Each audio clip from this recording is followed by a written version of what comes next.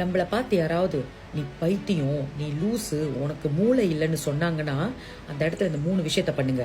First, கண்ணை மூடிக்குங்க, காதை மூடிக்குங்க. 3வது ரொம்ப முக்கியம், வாயை மூடிக்குங்க.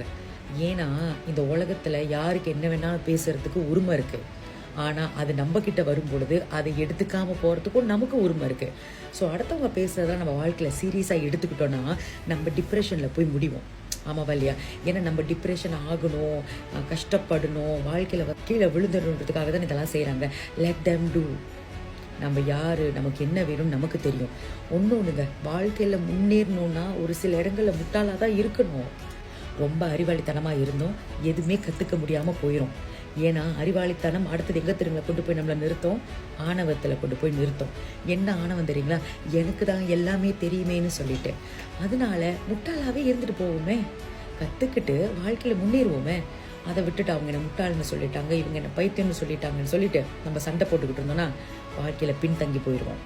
அதனால எல்லாம் தெரிஞ்சாலும் தெரியாது போல இருக்கிறது தான் புத்திசாலித்தனம். அதனால 3 விஷயங்க கடைப்பிடிக்க மறந்துடாதீங்க. கண்ணை மூடிக்கோங்க, காதை மூடிக்கோங்க, முடிஞ்சா வாயையும் மூடிக்கோங்க. அவ்வளவுதான்.